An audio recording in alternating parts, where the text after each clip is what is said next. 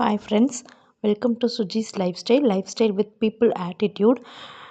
எல்லோரும் நினைக்கலாம் என்னடா டாபிக் ரொம்ப டிஃப்ரெண்ட்டாக இருக்குது அப்படின்னு. இனிமேல் பார்க்க போகிறது எல்லாமே நம்மளுடைய டாப்பிக்கு ரொம்ப ரொம்ப முக்கியமான பதிவுகளை தான் நம்ம பார்க்க போகிறோம். அப்போ நீங்கள் தெரிஞ்சுக்குவீங்க நான் ஏன் இந்த டாப்பிக்கை சூஸ் பண்ணினேன் அப்படின்ட்டு. சரி வாங்க நம்மளுடைய டாப்பிக்குள்ளே போகலாம்.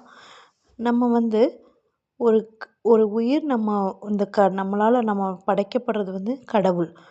நம்மளை படைக்கிறதுக்கு ஒரு கருவியாக பயன்படுத்தினது தான் நம்மளுடைய தாய் தந்தையர்.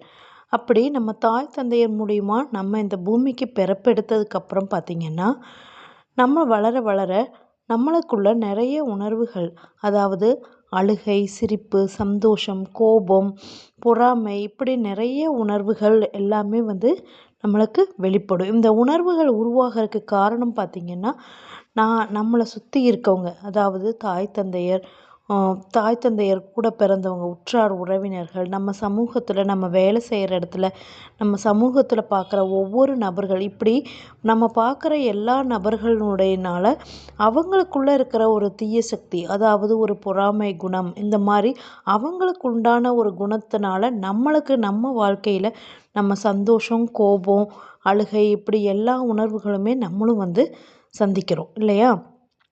அப்படி நம்ம வளர வளர இது எல்லாத்தையும் நம்ம சந்திச்சுட்டு வரோம்.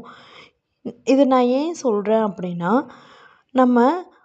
அதாவது மனிதர்களுக்குள்ள ஒரு பொறாமை அப்படிங்கிற ஒரு தீய சக்தி அவங்கள எந்த அளவுக்கு வேணாலும் மற்றவங்கள காயப்படுத்துறதுக்கும், மற்றவங்களுக்கு கெடுதல் உண்டாகிறதுக்கு அவங்க எந்த அளவுக்கு வேணாலும் அவங்க ஒரு தீய வேலைகள் செய்யறதுக்கு அந்த பொறாமை குணமானது அவங்கள தூண்டிவிடும். சரிங்களா?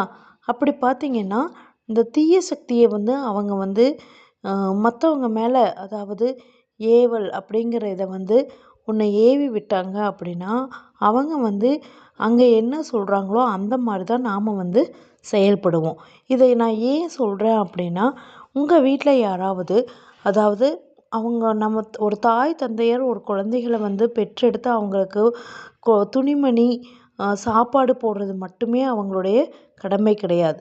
ஒரு உயிரானது சாப்பாடு கொஞ்சம் தான் இது பண்ணும்.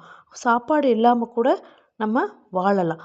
தாய் தந்தையரானவங்க அவங்க வீட்டில் குழந்தைங்க வளர அவங்களுக்குள்ள அவங்களுடைய முகம் மாறுது அப்படின்னா, அது சின்ன வயசாக இருந்தாலும் சரி, கல்யாணம் ஆனதுக்கப்புறமானாலும் சரி, முக்கியமாக கல்யாணம் ஆனதுக்கப்புறம் தான் பார்த்திங்கன்னா, அந்த அழகுக்கும் அந்த காலகட்டத்துக்கும் அந்த தீய சக்தியானது ரொம்ப ஈஸியாக அவங்க மேலே அண்டிடும். அப்போ தான் நீங்கள்